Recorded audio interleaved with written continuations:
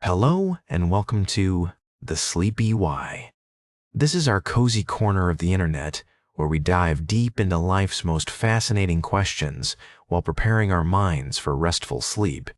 It's a project where we try to fall asleep wiser, wrestling with all those why questions that keep us curious about the world around us. Before we begin tonight's journey into the mysterious realm of love and attraction, I'd love to ask you to hit that like button if you're enjoying what we do here, and don't forget to subscribe to our channel so you never miss an episode. Also, I'm incredibly curious about our global community. Would you mind dropping a comment with the name of your city or place where you're listening from tonight? It always amazes me to think about all of us, scattered across the globe, pondering the same big questions together. Tonight, we're tackling one of humanity's most enduring mysteries. Why do we fall in love with one person and not another? What invisible forces guide our hearts towards certain people while leaving us completely indifferent to others? It's a question that has puzzled philosophers, poets, and scientists for millennia, and tonight we're going to explore the fascinating science behind love's seemingly random arrow. So get comfortable, dim those lights, and let's embark on this journey together.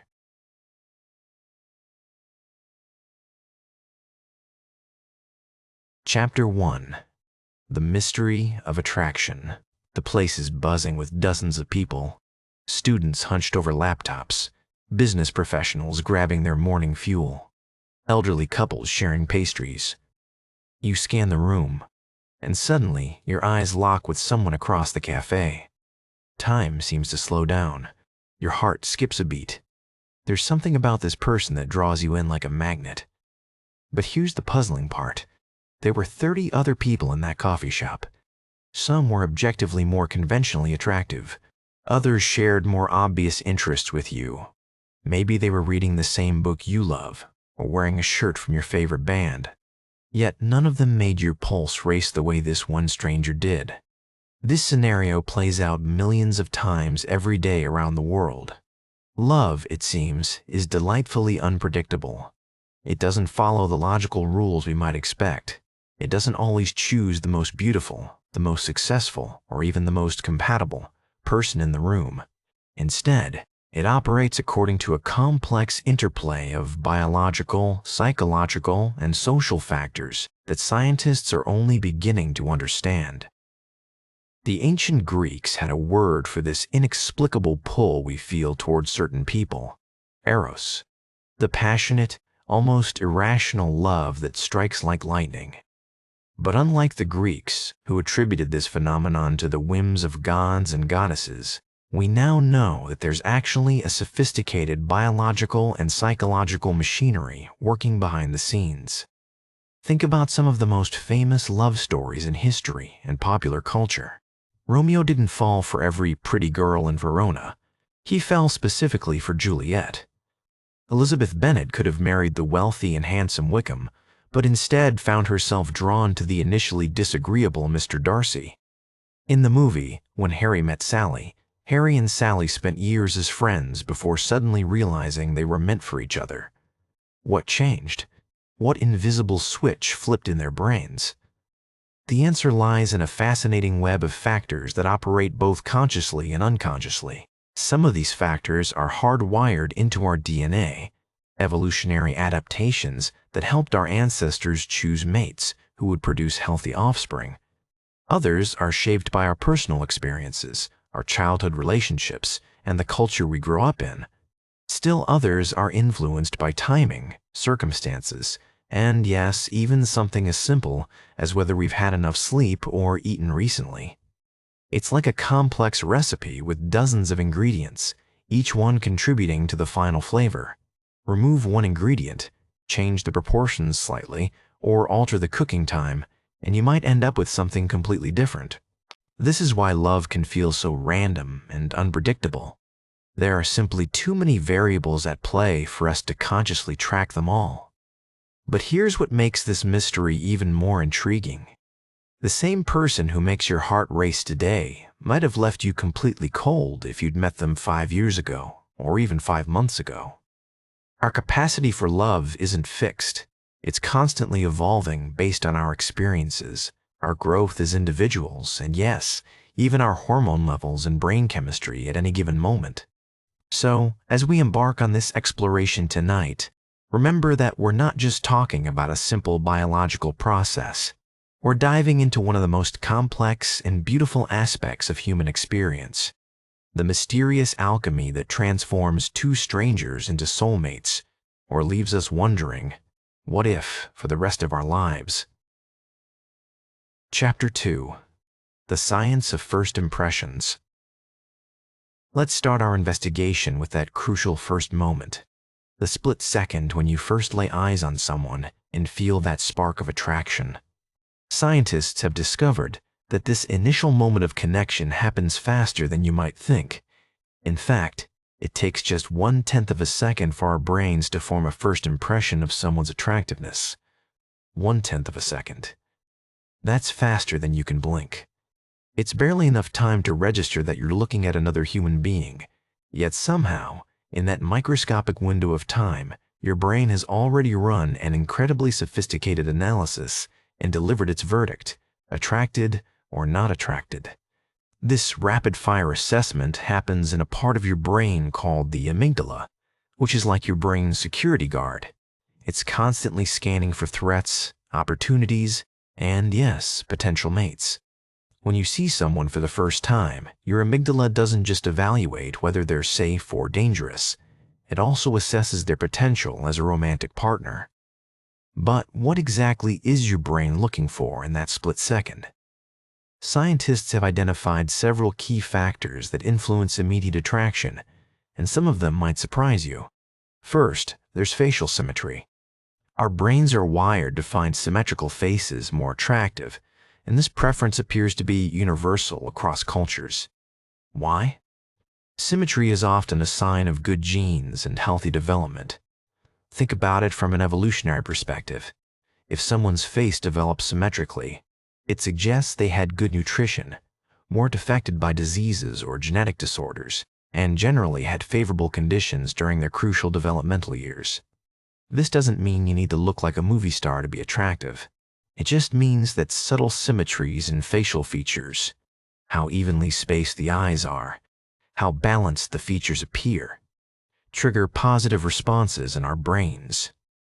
Interestingly, most people can't consciously identify why they find a symmetrical face attractive. They just know that they do. Then there's something called the golden ratio, a mathematical proportion that appears throughout nature and art. Faces that approximate this ratio, with features proportioned in specific ways, tend to be perceived as more attractive. The distance between your eyes, the length of your nose, the shape of your jawline, all of these measurements factor into this unconscious calculation your brain performs. But here's where it gets really interesting. These instant judgments about attractiveness aren't just about physical features. Your brain is also picking up on incredibly subtle cues about the person's emotional state, confidence level, and even their potential compatibility with you. Take micro-expressions, for example. These are tiny facial expressions that last just fractions of a second, often too quick for conscious recognition. But your unconscious mind catches them, and they influence your immediate impression of someone. A micro-expression of genuine joy might make someone seem more attractive, while a fleeting expression of anxiety or irritation might have the opposite effect. Then there's something called postural echoing, or mirroring. Even in that first moment of contact, your brain is subconsciously noting whether the person's posture and body language complement yours. If they're standing in a way that mirrors your stance, or if their energy level seems to match yours, you're more likely to feel an immediate connection. Scientists have also discovered that we're influenced by what's called facial feedback, the way our own facial expressions influence our emotions. If someone's appearance makes you unconsciously smile, even just a tiny bit, that physical act of smiling actually makes you feel happier and more positive about the person. It's a weird feedback loop where your face tells your brain how to feel. But perhaps most fascinating of all is the role of familiarity. Our brains are wired to be attracted to faces that seem familiar, even if we've never seen them before. This happens because we're drawn to features that remind us of people we love, family members, close friends, or even ourselves. It's called assortative mating, and it explains why couples often look surprisingly similar to each other. This familiarity effect is so strong that researchers have found people are more likely to be attracted to others who share their initials or who have similar-sounding names. It sounds absurd, but there's solid research backing this up. We're unconsciously drawn to what feels familiar and safe. Now, here's the crucial point. All of this happens before you've exchanged a single word, before you know anything about their personality, their values, their sense of humor, or their dreams for the future. Your brain has already run this incredibly complex analysis and formed an initial impression based purely on visual and subconscious cues. But, and this is important, this initial impression is just the beginning of the story. It's like the opening scene of a movie. It sets the stage and creates the initial conditions, but it doesn't determine the entire plot. Many people who don't feel that instant spark of attraction can develop deep, lasting love over time. And conversely, many people who feel intense, immediate attraction discover that it doesn't develop into lasting love. The first impression is just the brain's way of deciding whether to pay attention to someone. It's like a screening process that determines whether someone gets past the first round of auditions. But making it past that first round doesn't guarantee they'll get the part. And not making it past doesn't mean they couldn't have been perfect for the role if given a chance. Chapter 3. The Chemistry of Attraction. Once someone has passed that initial screening and caught your attention, something magical starts happening in your brain. We call it chemistry when talking about romantic attraction, and it turns out that's not just a metaphor. There's actual chemistry involved. Your brain starts producing and releasing a cocktail of chemicals that create the feelings we associate with attraction and early love. Let's meet the main players in this neurochemical drama. First up is dopamine, often called the reward chemical. When you see someone you're attracted to, your brain releases dopamine in anticipation of a potential reward. In this case, the pleasure of connecting with this person. Dopamine is the same chemical that's released when you eat your favorite food, listen to music you love, or accomplish something you're proud of. But here's what makes dopamine particularly powerful in romantic contexts. It's not just released when something good happens. It's released when something good might happen. This is why the early stages of attraction can feel so intoxicating. Your brain is literally giving you a natural high just from the possibility of romance. Think about how you feel when you're waiting for a text back from someone you like. That flutter of excitement every time your phone buzzes. That's dopamine. The way your heart races when you see their name pop up on your screen. More dopamine. Your brain is rewarding you for engaging in behavior that might lead to a successful romantic connection. Then there's norepinephrine, also known as noradrenaline. This is your brain's natural stimulant, and it's responsible for many of the physical symptoms of attraction: increased heart rate, sweaty palms, heightened awareness, and that feeling of being wired when you're around someone you like. Norepinephrine is also involved in forming memories, which is why you might remember every tiny detail about your first conversation with someone you're attracted to. These two chemicals working together create what researchers call the attraction phase of love. You feel energized, focused, and almost obsessed with the object of your affection. You might find yourself thinking about them constantly, analyzing every interaction, and feeling like you're walking on air one moment and worried about rejection the next. But the real star of the show is phenylethylamine, or PEA. This is sometimes called the love chemical, because it's released in large quantities during the early stages of romantic attraction. PEA is actually in the same family as amphetamines, which explains why falling in love can feel like being on drugs.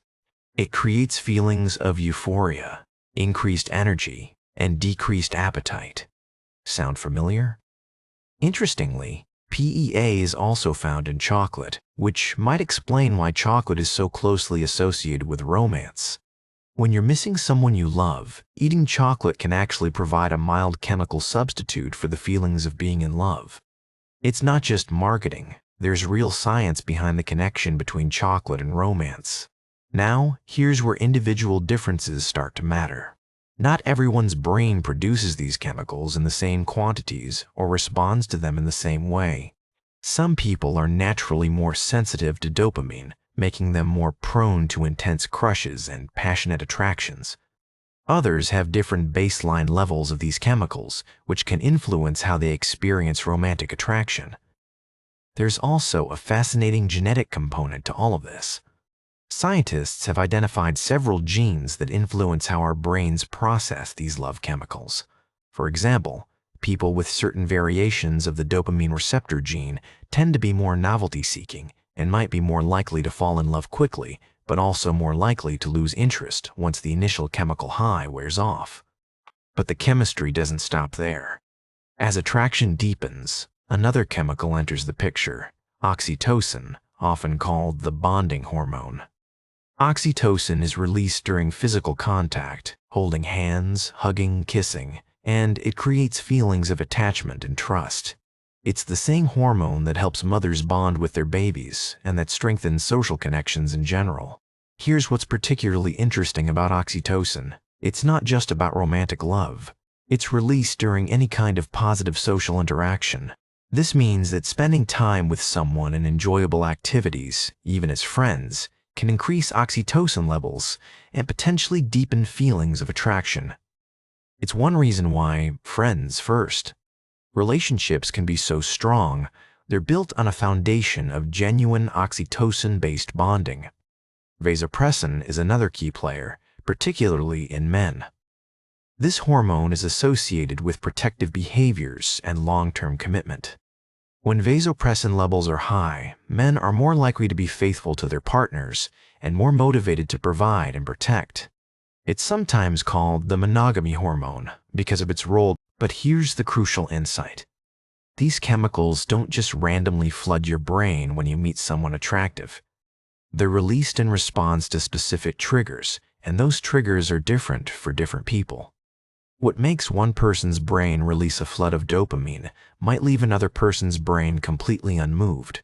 Some people are triggered by physical beauty, others by intelligence, still others by humor or kindness or confidence.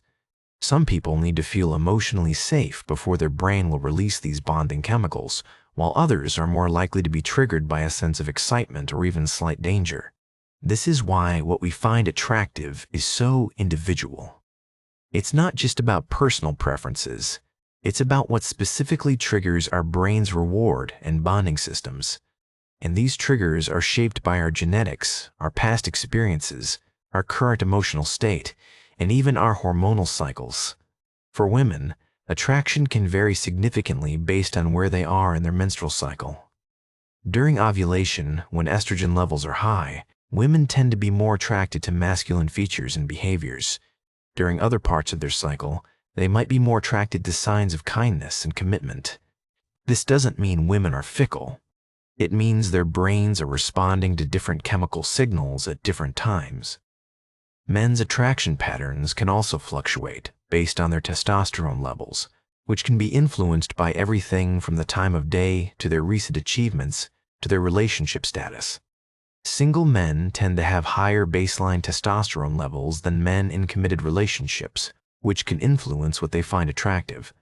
All of this chemical complexity helps explain why attraction can feel so mysterious and unpredictable. Your brain is running incredibly sophisticated calculations based on chemical signals, genetic programming, and learned responses, most of which happen completely outside your conscious awareness. Member C. Chapter 4. The Invisible Forces, Pheromones, and Scent. Now let's talk about one of the most fascinating and mysterious aspects of attraction, the role of scent. You might not consciously notice it, but your nose is actually one of your most powerful tools for assessing romantic compatibility. Hidden beneath our everyday awareness, we're constantly sending and receiving chemicals. These chemical signals are called pheromones, and they're essentially invisible messages that our bodies send out to communicate information about our genetic makeup, health status, and reproductive readiness. It's like having a secret conversation through scent that happens completely below the level of conscious awareness. The science of human pheromones is still developing, but we know enough to understand that they play a significant role in attraction. The most famous study in this area is called the sweaty t-shirt experiment, and it revealed something remarkable about how we choose our partners. In this study, researchers had men wear plain t-shirts for 2 nights while sleeping. The men were told not to use any scented products and to avoid foods that might affect their natural scent. After 2 nights, the shirts were collected and placed in boxes with holes in them. Women were then asked to smell the shirts and rate which ones they found most attractive. The results were stunning. Women consistently rated as most attractive the shirts worn by men who had different immune system genes from their own. Specifically, they were drawn to men whose major histocompatibility complex genes, the genes that control immune system function, were different from theirs. Why would this be? From an evolutionary perspective, it makes perfect sense. If you mate with someone who has different immune system genes, your offspring will have a more diverse and robust immune system. They'll be better equipped to fight off diseases and survive in a changing environment. But here's the really remarkable part. The women in the study had no idea they were making these genetic assessments. They were just smelling t-shirts and reporting which ones smelled nice or attractive. Their noses were automatically detecting genetic compatibility at a molecular level. This phenomenon helps explain why we sometimes feel inexplicably drawn to certain people. That person who just smells right to you might literally be genetically compatible with you in ways that would benefit your potential offspring. It's like having a built-in genetic counselor working through your sense of smell. But the story of scent and attraction goes beyond just pheromones. Our brains are incredibly good at forming associations between scents. The perfume your first love wore, the cologne that reminds you of your father, the scent of your childhood home. All of these olfactory memories can influence who we find attractive. This is why scent can be such a powerful trigger for attraction. You might find yourself mysteriously drawn to someone who wears a perfume similar to one worn by someone you loved. Or, conversely, you might feel inexplicably put off by someone whose scent reminds you of a negative experience. The connection between scent and memory is so strong because of the unique way our brains process smell. Unlike other senses, which are processed through multiple brain regions, scent information goes directly to the limbic system, the part of your brain that handles emotions and memories. This direct connection means that scents can trigger powerful emotional responses faster than any other sensory input. Women tend to be more sensitive to scent than men, particularly during certain phases of their menstrual cycle. During ovulation, a woman's sense of smell becomes incredibly acute. She can detect scents that would be completely unnoticeable at other times of the month. This heightened sensitivity serves an evolutionary purpose.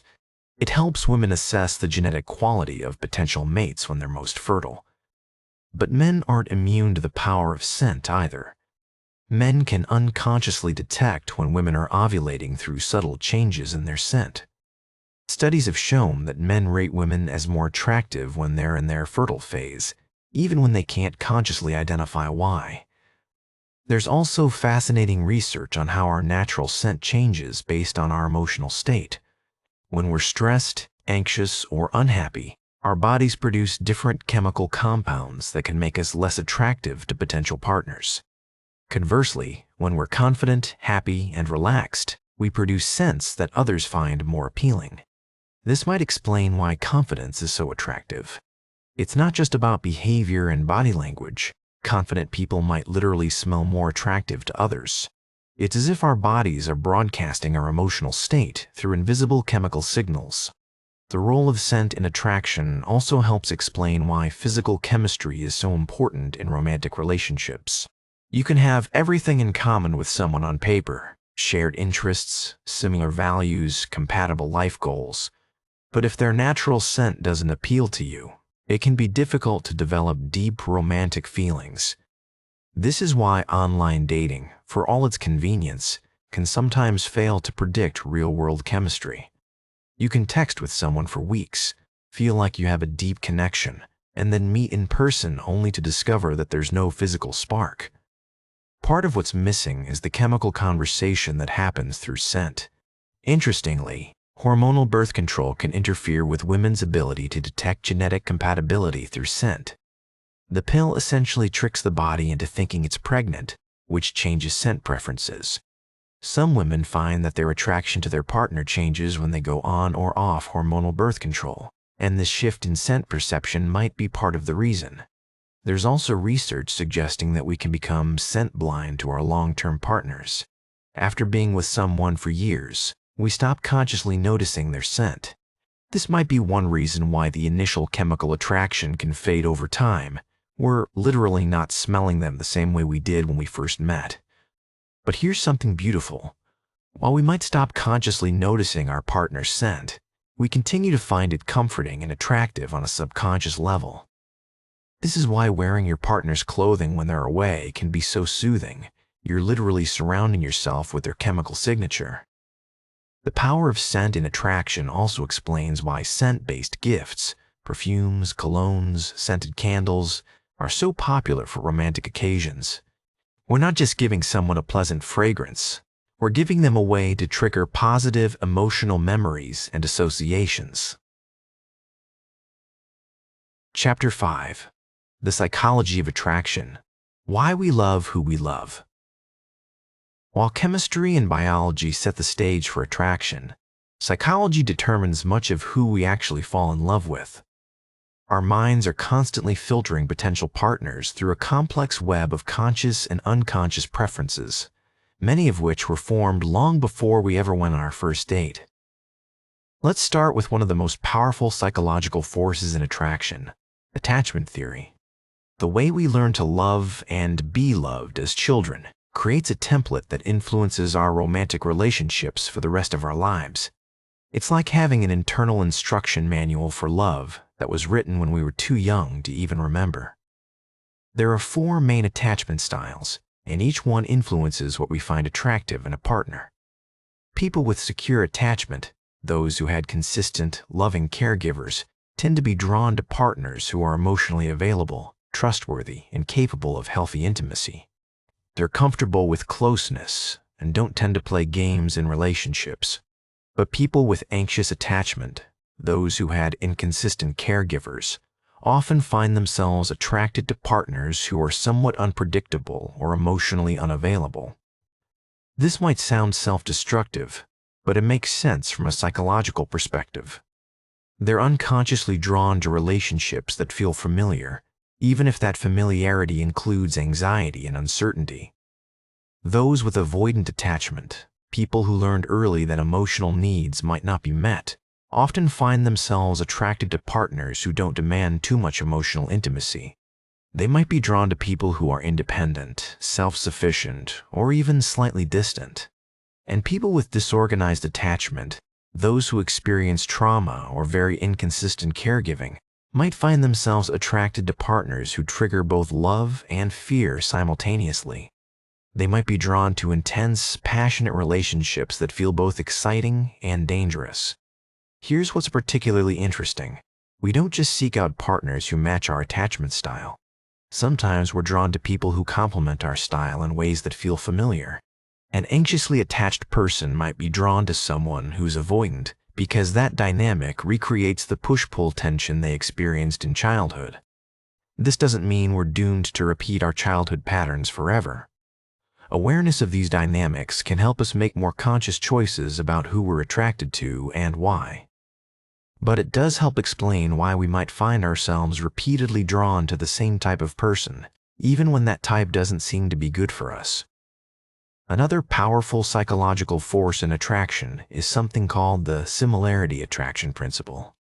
Despite the popular saying that opposites attract, research consistently shows that we're most likely to be attracted to people who are similar to us in fundamental ways.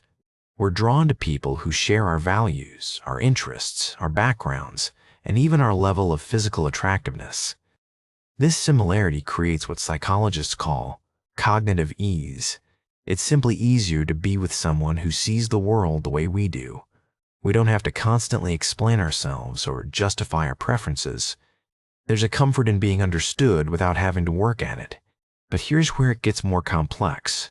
While we're attracted to similarity in some areas, we're also drawn to complementarity in others. We might want someone who shares our core values but has skills or traits that complement our own.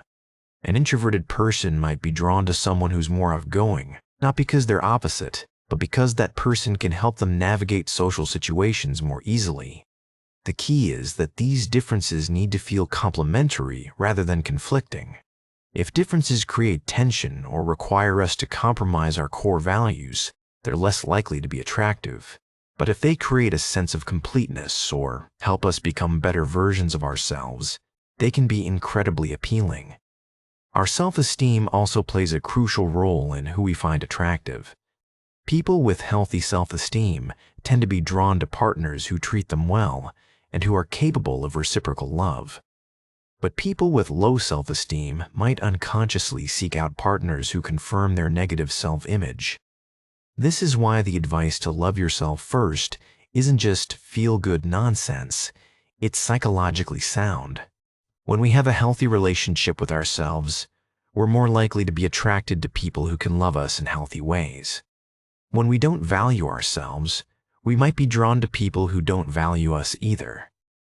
There's also something called the halo effect that influences attraction.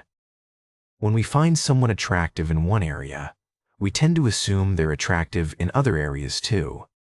If someone is physically beautiful, we might unconsciously assume they're also intelligent, kind, or funny. If someone is incredibly smart, we might find them more physically attractive than we otherwise would. This halo effect can work both ways.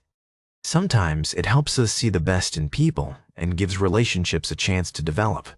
Other times, it can create unrealistic expectations or cause us to overlook red flags. Our past experiences also create what psychologists call schemas, mental frameworks that help us process information about potential partners. If your first love was a musician, you might find yourself particularly drawn to creative, artistic types. If you had a bad experience with someone who was very controlling, you might be especially attracted to people who are laid back and easygoing. These schemas aren't necessarily rational, but they're powerful. They help our brains quickly categorize people as potentially attractive or not based on past experiences. Sometimes these schemas serve us well, helping us recognize green flags and avoid red flags. Other times, they might limit our options or cause us to miss out on people who could be great partners. The timing of when we meet someone also has a huge psychological impact on attraction. There's something called the misattribution of arousal effect, where we can mistake arousal from one source for romantic attraction. If you meet someone while you're experiencing strong emotions, maybe you're at a concert, or you've just finished a workout, or you're feeling particularly confident after a success at work, you might feel more attracted to them than you would under normal circumstances. This is why adventure dates can be so effective for building attraction. When you do something exciting or slightly scary together, like rock climbing or riding a roller coaster, the adrenaline and heightened emotions can increase feelings of attraction. Your brain can mistake the excitement from the activity for excitement about the person. Our cultural background also shapes our attraction patterns in profound ways. The culture we grow up in teaches us what traits are valued in a partner, what behaviors are considered romantic, and what relationship patterns are normal. Someone from a culture that values family loyalty might be particularly drawn to partners who are close to their families. Someone from a culture that values individual achievement might be attracted to ambitious, career-focused people. But culture isn't just about ethnicity or nationality. The subcultures we belong to, whether that's a religious community, a professional group, or even a fandom, also influence our attraction patterns. We tend to be drawn to people who share our cultural references and understand our world. Chapter 6. The Role of Evolution. Ancient wiring for modern love. To truly understand why we fall in love with one person and not another, we need to look back millions of years to understand how our ancestors' survival needs shaped our modern romantic preferences. Evolution doesn't care about our happiness. It cares about our reproductive success. And many of the attraction patterns we experience today are the result of evolutionary pressures that helped our ancestors choose mates who would produce healthy offspring and stick around to help raise them. Let's start with the most obvious evolutionary influence: physical attractiveness. While beauty standards vary across cultures and time periods, there are certain features that humans consistently find attractive, and these features often signal health, fertility, and good genes. Take facial symmetry, which we discussed earlier. From an evolutionary perspective, symmetrical faces suggest that the person developed properly and wasn't affected by diseases, genetic mutations, or environmental stressors during their crucial developmental years. A symmetrical face is like a resume that says, "I have good genes and I'm healthy." The same goes for clear skin, shiny hair, and other markers of physical health. These features signal to potential mates that this person is likely to be fertile, less likely to pass on diseases, and more likely to live long enough to help raise offspring to maturity. But evolution has also shaped our preferences in ways that might surprise you. For example, women tend to be more attracted to masculine features, strong jawlines, broad shoulders, deep voices, when they're ovulating and most likely to conceive. But during other parts of their cycle, they might be more attracted to softer, more feminine features that signal kindness and commitment. This makes evolutionary sense. If you're going to get pregnant, you want the best possible genes for your offspring, which might mean choosing a partner with high testosterone and strong masculine features. But if you're going to raise a child, you want someone who's going to stick around and help, which might mean choosing someone with traits that suggest they'll be a good long-term partner. Men's preferences are also shaped by evolutionary pressures, though in different ways. Men tend to be more attracted to signs of fertility and reproductive potential: youth, clear skin, a certain waist-to-hip ratio that suggests high estrogen levels, and other features that indicate a woman is likely to be able to have healthy children. But men are also wired to be attracted to signs that a woman will be a good mother: kindness, nurturance, and emotional stability. These preferences reflect the evolutionary reality that human babies require intensive care for many years, and successful reproduction depends not just on conception, but on successfully raising children to adulthood. Here's where it gets really interesting. Evolution has also shaped our preferences for certain personality traits and behaviors. We're drawn to people who display traits that would have been valuable for survival and reproduction in our ancestral environment. Confidence, for example, is almost universal. From an evolutionary perspective, confident people are more likely to be successful in securing resources, defending against threats, and navigating social hierarchies. A confident partner would have been more likely to keep you and your offspring safe and well-fed. Intelligence is another trait that's consistently attractive across cultures. Smart people are better at solving problems, anticipating threats, and adapting to changing circumstances. They're also more likely to be successful in securing resources and passing on valuable knowledge to their offspring. Humor is surprisingly important from an evolutionary perspective. People who could make others laugh are demonstrating several valuable traits. Intelligence, humor requires quick thinking and creativity. Social skills, you need to understand others to make them laugh.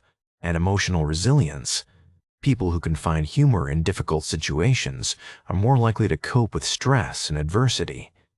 Kindness and altruism are also highly attractive traits, and this makes evolutionary sense too. Someone who is kind to others is more likely to be a good partner and parent. They're also more likely to be accepted by your social group, which would have been crucial for survival in our ancestral environment. But evolution has also created some preferences that can seem contradictory or confusing in our modern world. For example, we're often attracted to people who are slightly mysterious or hard to get.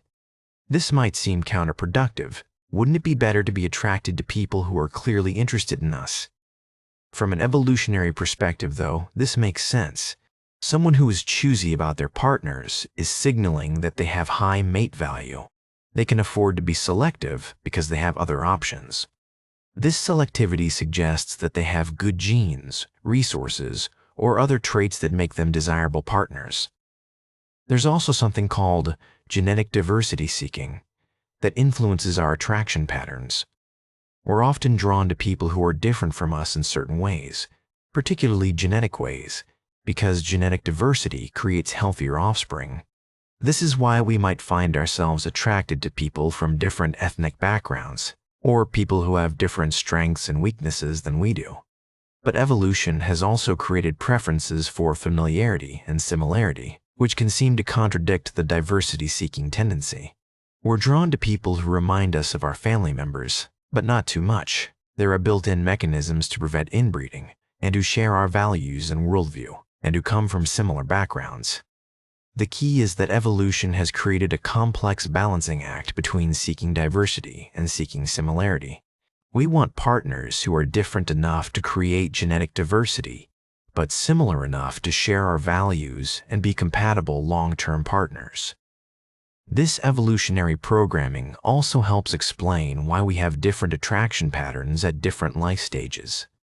Young people who are in their prime reproductive years might be more influenced by physical attractiveness and signs of genetic fitness. Older people who are more focused on companionship and emotional support might be more attracted to kindness, stability, and emotional compatibility.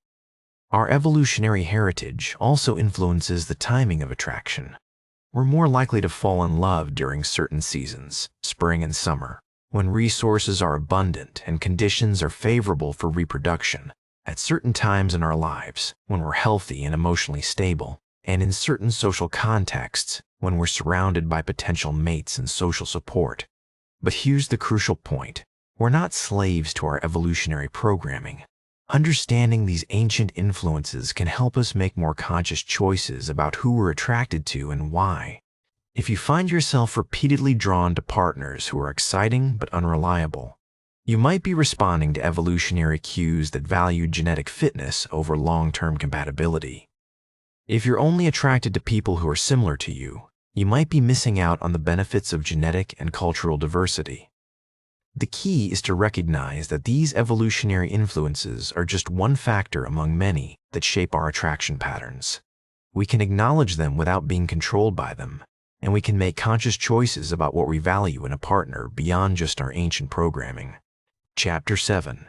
The Power of Timing and Circumstance.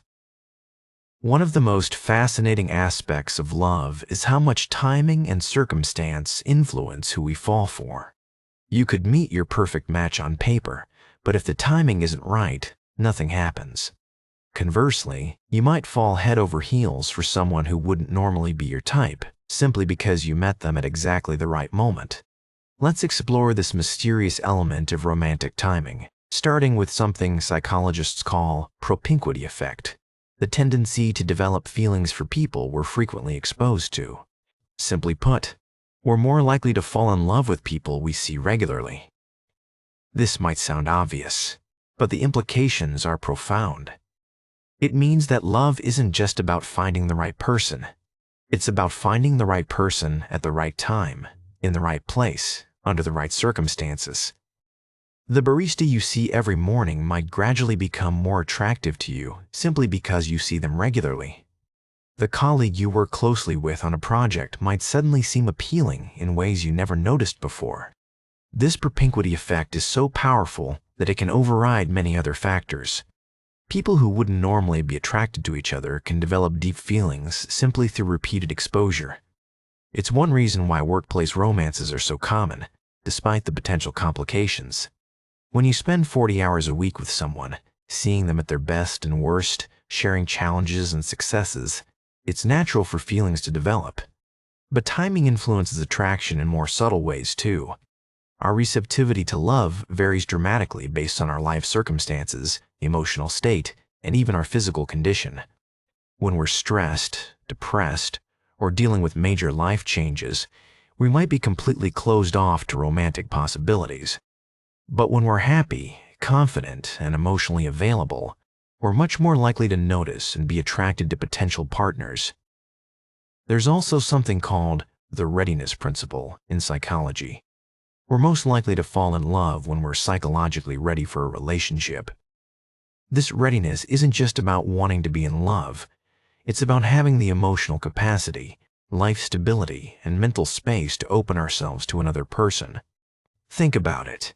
If you're dealing with a major career transition, a family crisis, or your own personal growth journey, you might not have the bandwidth to truly connect with someone new.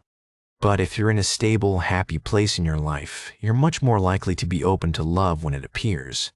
The concept of emotional availability is crucial here.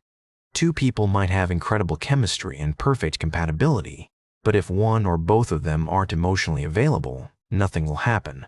Emotional availability isn't just about being single. It's about being psychologically ready and willing to let someone into your life. Sometimes we're emotionally unavailable because we're still healing from a past relationship. Other times, we're so focused on other areas of our life, career, family, personal goals, that we don't have space for romance. And sometimes we're emotionally unavailable because we're afraid of getting hurt or losing our independence. The timing of when we meet someone in our own personal development journey also matters enormously. The person who would be perfect for you at 30 might have been completely wrong for you at 20. We're constantly evolving, and our attraction patterns evolve with us. When you're young and still figuring out who you are, you might be attracted to people who challenge you or help you explore different aspects of your personality. As you get older and more settled in your identity, you might be more attracted to people who complement and support who you become. Our life circumstances also create different priorities at different times. When you're focused on building your career, you might be attracted to ambitious, driven people who share your professional goals. When you're ready to start a family, you might be more attracted to people who show signs of being good partners and parents. When you're going through a difficult time, you might be drawn to people who offer comfort and stability. There's also the phenomenon of rebound attraction, the tendency to be attracted to people who are very different from our ex-partners. If your last relationship was with someone who was very serious and intense, you might find yourself drawn to someone who's lighthearted and fun. This isn't necessarily a bad thing. Sometimes we need to experience different types of relationships to understand what we really want. But timing isn't just about our personal readiness. It's also about external circumstances. The environment where we meet someone can dramatically influence whether attraction develops. There's something called environmental romantic attribution, the tendency to associate feelings about a place or situation with the person we're with. If you meet someone at a wedding, surrounded by love and celebration, you might feel more romantic toward them than if you met them at a funeral. If you meet someone while you're traveling and feeling adventurous and free, you might feel more attracted to them than if you met them during your daily routine. The season when we meet someone's attraction. Spring and summer are associated with higher rates of romantic connections, partly because of increased daylight, which affects our mood and energy levels, and partly because of cultural associations with these seasons as times of romance and new beginnings. Even the time of day matters. We tend to be more attractive to others when we're well-rested, energetic, and in a good mood. If you meet someone when you're tired, stressed, or having a bad day, you might not make the best impression, and they might not seem as attractive to you either. There's also the role of social context. We're more likely to be attracted to people we meet in social situations where we feel comfortable and confident. If you meet someone at a party where you know lots of people and feel relaxed, you're more likely to be charming and attractive yourself. But if you meet someone in a situation where you feel awkward or insecure, the attraction might not develop. The presence of other people can also influence attraction through what's called social proof. If you see that other people find someone attractive or interesting, you're more likely to find them attractive or interesting.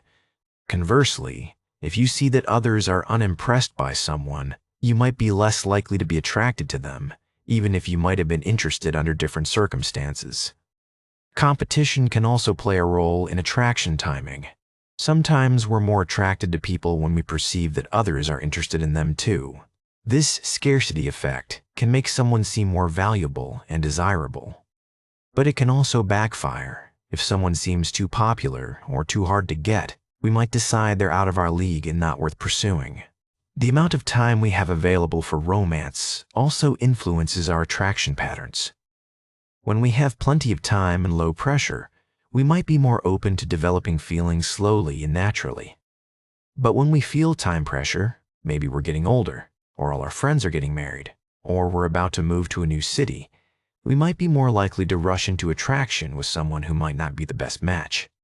This timing pressure can create what psychologists call settling, choosing a partner not because they're the best possible match, but because they're good enough and the timing is right. Sometimes this works out wonderfully, and people discover that their good enough partner is actually perfect for them. Other times, it leads to relationships that lack the deep connection and compatibility that sustain long-term love. Chapter 8. The Psychology of Compatibility. Beyond the initial spark of attraction lies a deeper question.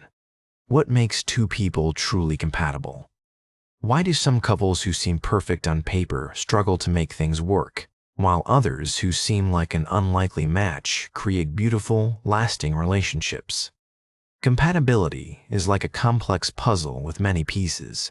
Some pieces are obvious: shared values, similar life goals, compatible communication styles. But other pieces are more subtle and can take years to fully understand. Let's explore the different layers of compatibility and how they influence who we fall in love with. First, there's surface-level compatibility, the things that are immediately apparent when you meet someone. This includes shared interests, similar backgrounds, and lifestyle preferences. If you both love hiking, come from similar families, and prefer quiet nights and over wild parties, you have good surface-level compatibility. Surface compatibility is important because it makes the early stages of a relationship easier. You have things to talk about, activities you both enjoy, and a shared frame of reference for understanding each other's experiences. It's the kind of compatibility that makes you think we have so much in common in the beginning. But surface compatibility alone isn't enough to sustain a long-term relationship. In fact, some couples with perfect surface compatibility find themselves bored or restless after the initial excitement wears off. They might have everything in common but lack the deeper connection that creates lasting love. The next level is values compatibility, alignment on the fundamental beliefs and principles that guide your life. This includes things like how you view family, career, money, religion, politics, and personal growth. Values compatibility is crucial because it determines how you'll handle major life decisions together. Two people can have completely different interests and hobbies, but still be highly compatible if they share core values. A musician and an accountant might seem like an unlikely match, but if they both value creativity, honesty, and family, they might be perfectly compatible. Conversely, two people who both love travel and adventure might struggle if one values security and stability while the other values risk-taking and spontaneity. Values compatibility often isn't apparent immediately. It emerges over time as you face different situations and see how your partner responds. You might think you're aligned on the importance of family until you disagree about how much time to spend with in-laws. You might think you share the same attitude about money until you face a major financial decision. This is why some relationships that seem perfect in the beginning don't work out long-term. The couple might have great surface compatibility and initial attraction, but when deeper values differences emerge, they find themselves incompatible in ways that can't be easily resolved. Then there's personality compatibility, how well your personality traits complement each other. This is more complex than just opposites attract or birds of a feather flock together. The key is finding someone whose personality creates a positive dynamic with yours. Some personality differences can be complementary and enriching.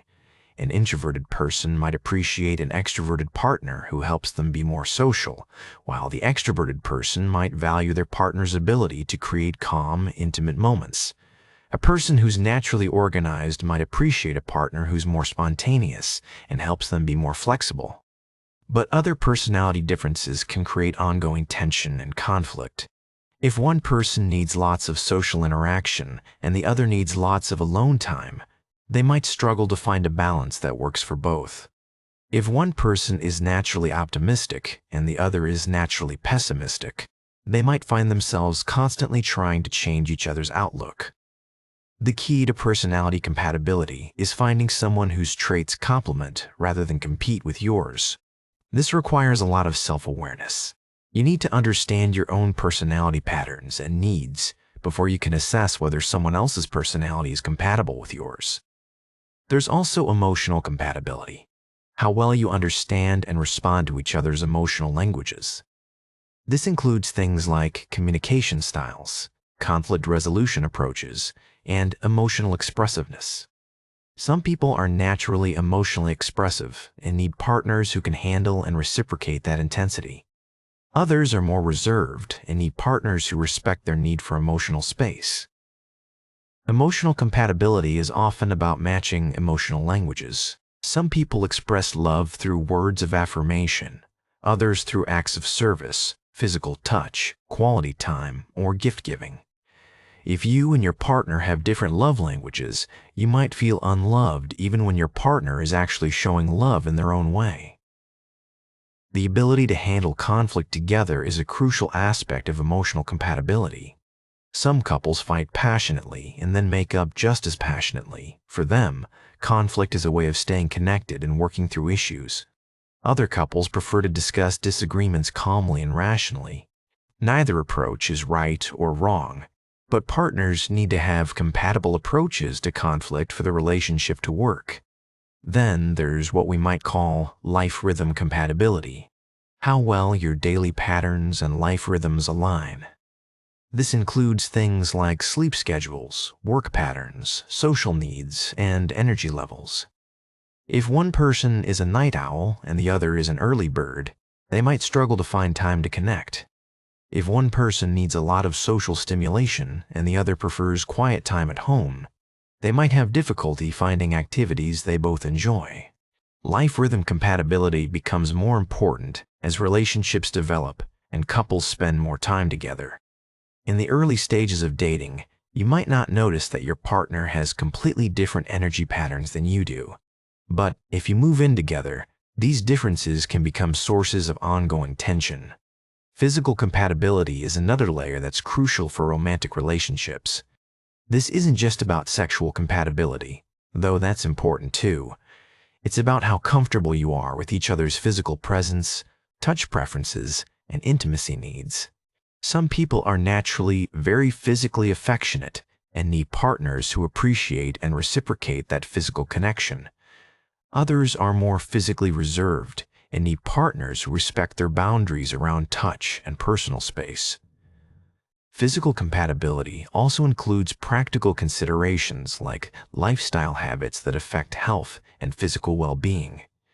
If one person is very health conscious and the other has unhealthy habits, this can create ongoing tension and concern in the relationship.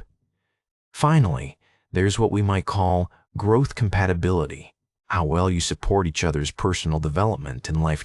This is about being with someone who encourages you to become the best version of yourself, rather than someone who tries to keep you the same or holds you back from growing. Growth compatibility is especially important in long-term relationships because people change over time. The person you fall in love with at 25 might be quite different at 35 or 45. If you're growth compatible, you'll evolve together and support each other's changes. If you're not, you might grow apart over time. Some people are attracted to partners who challenge them to grow, while others prefer partners who provide stability and consistency. Neither preference is right or wrong, but it's important to understand what you need and find someone who can provide it. Understanding these different layers of compatibility helps explain why attraction and compatibility don't always go hand in hand. You might feel intense attraction to someone who's not compatible with you in crucial ways. This can lead to passionate but ultimately unsustainable relationships. Conversely, you might develop deep love for someone you weren't initially attracted to once you discover how compatible you are. The most lasting relationships tend to combine both attraction and compatibility. But if you had to choose one, compatibility is probably more important for long-term relationship success. Attraction can develop over time when there's strong compatibility, but compatibility is much harder to create when it's not naturally there. Chapter 9. The Role of Attachment and Past Experiences. Our capacity to love and be loved is profoundly shaped by our earliest experiences. The way we were cared for as infants and young children creates a blueprint for how we approach relationships throughout our lives. This blueprint operates largely unconsciously, influencing who we're attracted to, how we behave in relationships, and what we expect from love. To understand how this works, we need to go back to the beginning, to the very first relationship we ever had with our primary caregiver. This relationship, usually with our mother, but sometimes with our father or another caregiver, teaches us fundamental lessons about love, trust, and connection that we carry with us forever. If we were fortunate enough to have a caregiver who was consistently responsive, warm, and available, we learn that we are worthy of love and that others can be trusted to care for us. This creates what psychologists call secure attachment, a confident, comfortable approach to relationships that serves us well throughout life. People with secure attachment tend to be attracted to partners who are emotionally available, trustworthy, and capable of healthy intimacy. They're comfortable with closeness without losing their sense of self, and they can handle conflict and disagreement without feeling threatened. They tend to choose partners who are also securely attached, creating relationships that are stable, satisfying, and resilient. But not everyone develops secure attachment. If our early caregivers were inconsistent, sometimes responsive and loving, other times distracted or unavailable, we might develop what's called anxious attachment. People with anxious attachment learn that love is uncertain and that they need to work hard to maintain connection with others. This creates a particular pattern of attraction. People with anxious attachment are often drawn to partners who are somewhat unpredictable or emotionally inconsistent. They might find themselves attracted to people who are charming and attentive one day, distant and preoccupied the next. This inconsistency doesn't repel them.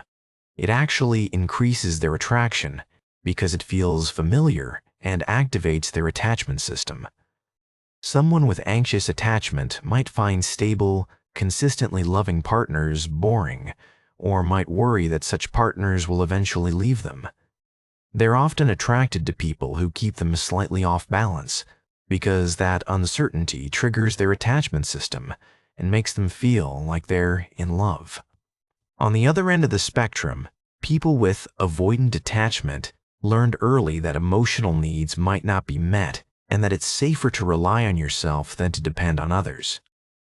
Their caregivers might have been emotionally unavailable, rejecting, or uncomfortable with emotional expression. People with avoidant attachment often find themselves attracted to partners who don't demand too much emotional intimacy. They might be drawn to people who are independent, self-sufficient, or even slightly distant. They tend to be uncomfortable with partners who are very emotionally expressive or who want high levels of closeness and sharing. Interestingly, people with anxious and avoidant attachment styles are often attracted to each other. The anxiously attached person is drawn to the challenge of getting the avoidant person to open up, while the avoidant person is attracted to someone who seems to understand their need for space and independence. But this combination often creates a push-pull dynamic that can be painful for both partners.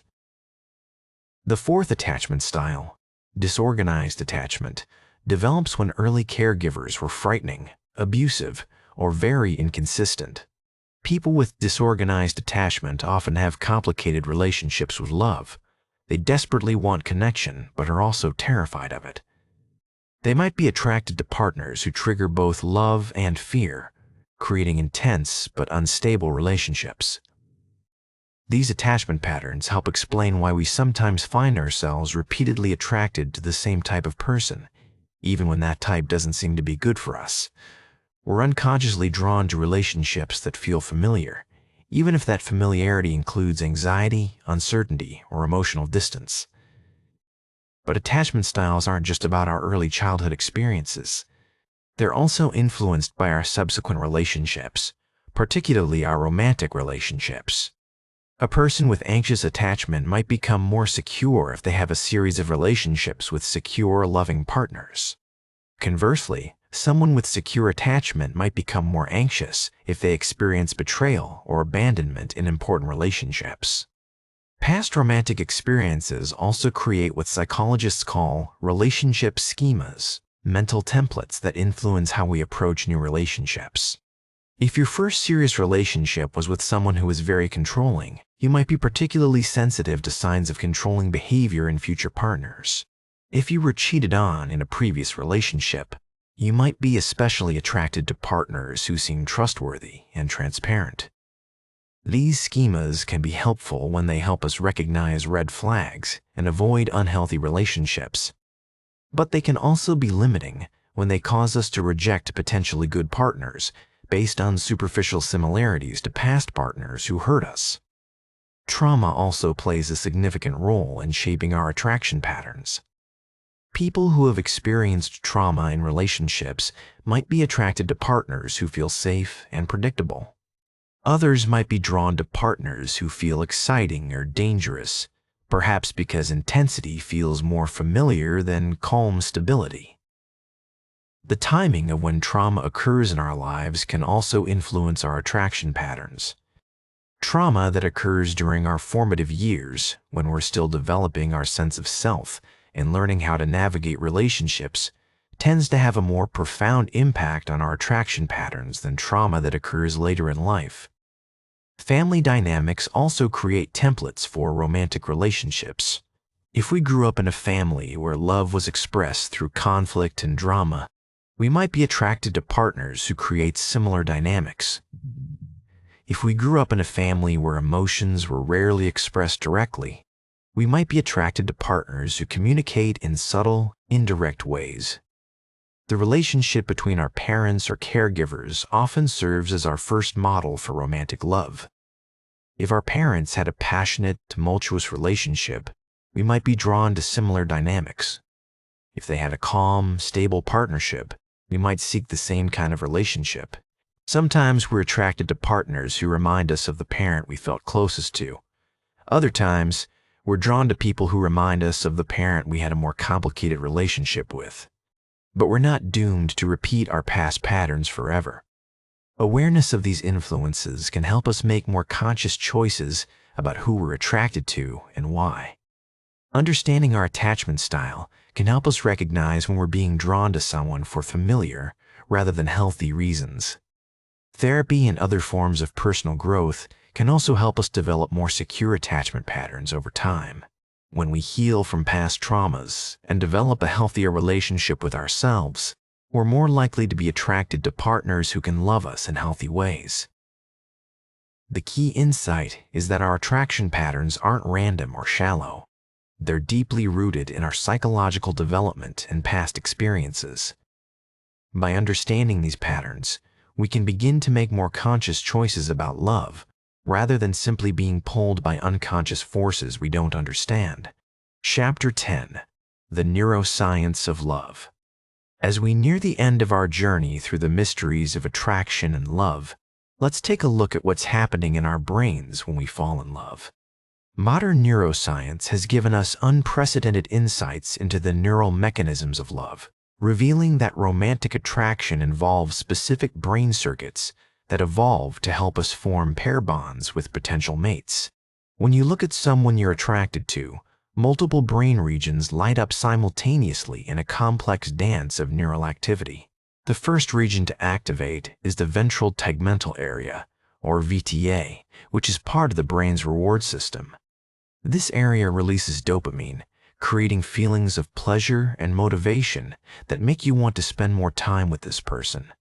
The dopamine released from the VTA travels to another crucial brain region, the nucleus accumbens. This area is sometimes called the brain's pleasure center, and it's the same region that's activated by addictive substances. This is why falling in love can feel so intoxicating, and why we sometimes describe ourselves as addicted to someone. In a very real sense, love activates the same neural pathways as addiction. But love isn't just about pleasure and reward. It also involves the anterior cingulate cortex, which is involved in attention and focus. When you're in love, this region becomes hyperactive, which explains why you might find yourself constantly thinking about the object of your affection. You're literally unable to get them out of your mind because your brain is directing an unusual amount of attention toward them. The caudate nucleus, another key player in the brain's love circuitry, is involved in goal-directed behavior and motivation. When this region is active, you're motivated to pursue and win over the person you're attracted to. It's what drives you to text them, plan special dates, and generally try to impress them. Interestingly, brain scans of people in love show decreased activity in the prefrontal cortex, particularly in areas involved in critical thinking and judgment. This might explain why we sometimes make poor decisions when we're in love, or why we might overlook red flags that would be obvious to us in other contexts. Love literally impairs our ability to think critically about the object of our affection. The brain's love circuitry also involves the insula, which processes emotions and physical sensations. When you're in love, the insula becomes more active, which might explain why love feels so physically intense. The butterflies in your stomach, the racing heart, the sense of being swept away by emotion. But the neuroscience of love isn't just about romantic attraction. Different types of love activate different neural circuits. The initial stages of romantic love, what scientists call passionate love, activate the dopamine-driven reward system we've been discussing. But long-term attachment love involves different brain regions and chemicals. As relationships develop and deepen, the brain's oxytocin and vasopressin systems become more important. Oxytocin, often called the bonding hormone, is released during physical contact and creates feelings of trust and attachment. Vasopressin is involved in long-term commitment and these chemicals help transform the intense but potentially unstable feelings of early romantic love into the deeper, more stable bonds of long-term partnership. The brain's love circuitry also explains why breakups are so painful. When we lose someone we love, the same brain regions that are activated by physical pain light up. This is why we talk about heartbreak. The brain processes emotional pain and physical pain in very similar ways. The anterior cingulate cortex, which was hyperactive when we were in love, now becomes active in response to the pain of separation. Individual differences in brain structure and function help explain why people have different attraction patterns and relationship styles. Some people have naturally higher levels of dopamine receptors, making them more sensitive to the rewards of romantic attraction. Others have variations in oxytocin or vasopressin receptors that influence their ability to form deep attachments. There are also sex differences in how the brain processes love and attraction. Men tend to show more activity in visual processing areas when looking at attractive faces, while women show more activity in areas involved in social cognition and empathy. This might reflect evolutionary differences in what each sex was programmed to value in a potential mate. The brain's love circuitry also changes over time and with experience. People who have been in many relationships might have different neural responses to attraction than people who are experiencing love for the first time. The brain learns from each relationship, adjusting its responses based on past experiences. Age also influences the brain's love circuitry. Younger people tend to have more active dopamine systems, which might explain why young love often feels so intense and all-consuming. As we age, our brains become better at regulating these intense emotions, which might explain why older people often report feeling more stable and secure in their relationships. The neuroscience of love also reveals why certain factors, like stress, sleep deprivation, and mental health, can so profoundly affect our capacity for love and attraction. When we're stressed or depressed, the brain's reward system becomes less responsive, making it harder to feel the pleasure and motivation that drive romantic attraction. When we're sleep deprived, our prefrontal cortex functions poorly, making us more likely to make poor relationship decisions. Understanding the neuroscience of love can help us make better choices about relationships. If you know that your brain's critical thinking abilities are impaired when you're in love, you might make an effort to seek outside perspectives on your relationship. If you understand that attraction involves the brain's reward system, you might be more patient with yourself when getting over a breakup, knowing that your brain is literally going through a withdrawal process. The neuroscience of love also reveals why certain relationship advice makes sense. The recommendation to wait before making major decisions when you're newly in love is supported by the fact that your judgment is literally impaired during this phase. The advice to maintain friendships and outside interests even when you're in love makes sense because it helps maintain healthy brain function and prevents the hyperfocus that can make relationships unhealthy.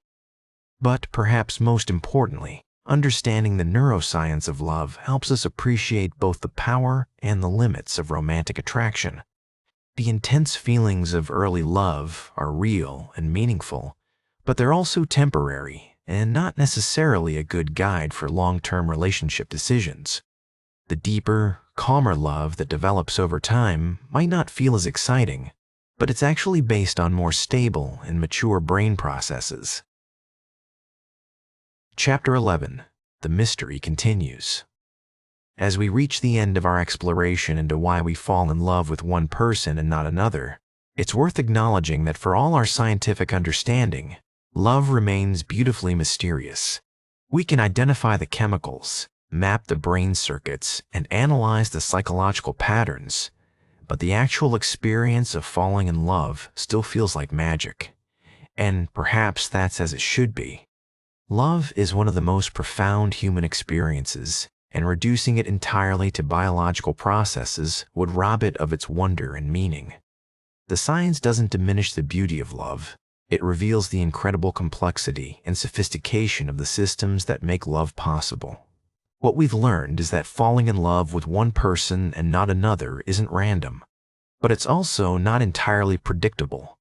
It's the result of a complex interplay of factors: our evolutionary programming, our brain chemistry, our psychological development, our past experiences, our current life circumstances, and yes, even chance encounters and perfect timing.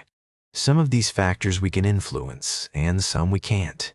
We can work on our emotional health, develop secure attachment patterns, and make conscious choices about who we spend time with. We can recognize our unconscious patterns and try to make more aware decisions about love.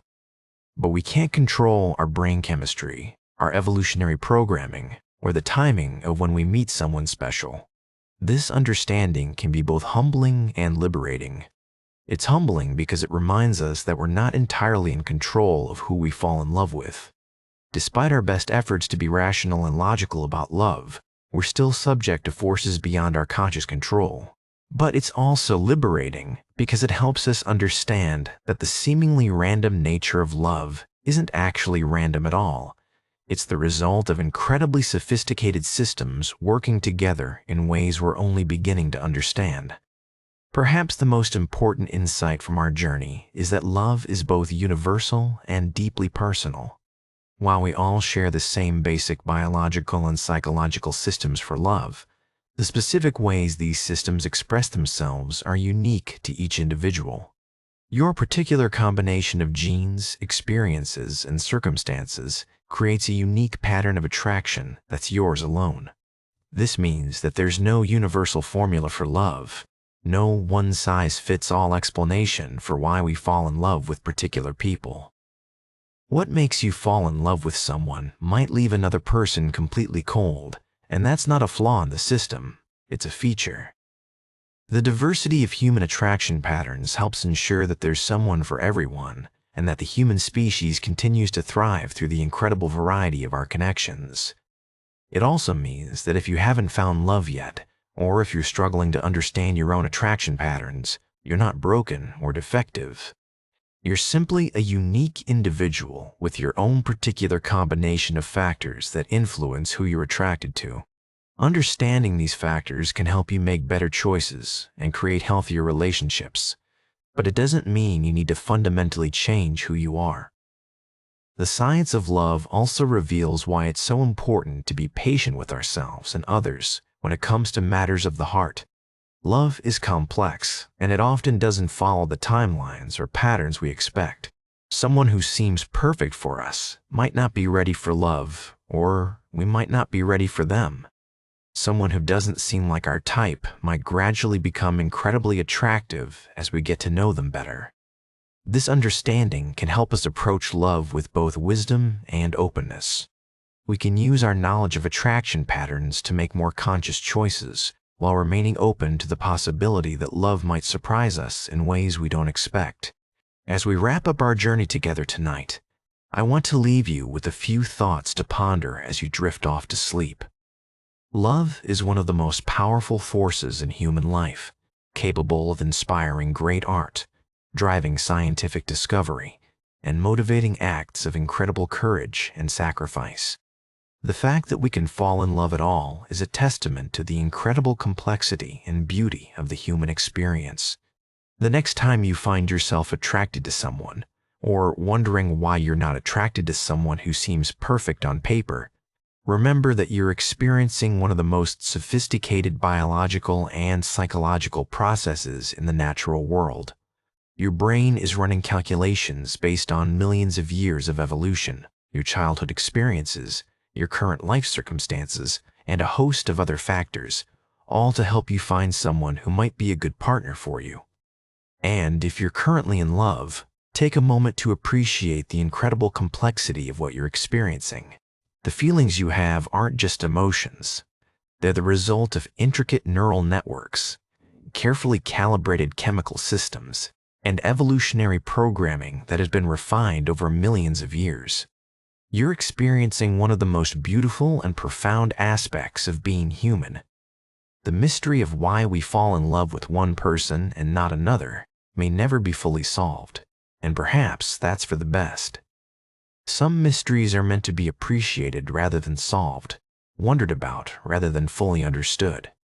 Love is one of those mysteries, complex enough to study for a lifetime, yet simple enough to experience in a single moment.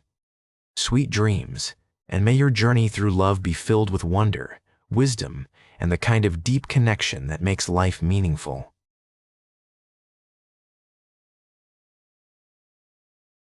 Conclusion: the beautiful complexity of love. As we close our exploration tonight, it's clear that the question, why do we fall in love with one person and not another, doesn't have a simple answer. Instead, it has a beautiful, complex answer that spans biology, psychology, neuroscience. Love is simultaneously the most natural thing in the world and the most miraculous.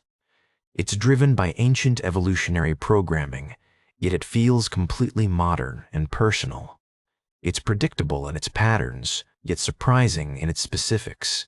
It's both universal and utterly unique to each individual. The next time you find yourself wondering why you're attracted to someone, or why love seems to strike so randomly, remember that you're experiencing one of the most sophisticated and beautiful processes in the natural world.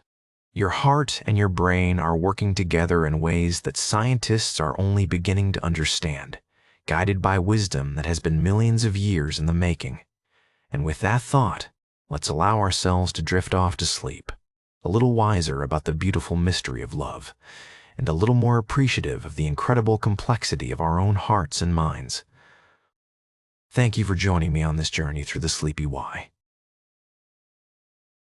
Until next time, sleep well and dream of love in all its mysterious, wonderful forms.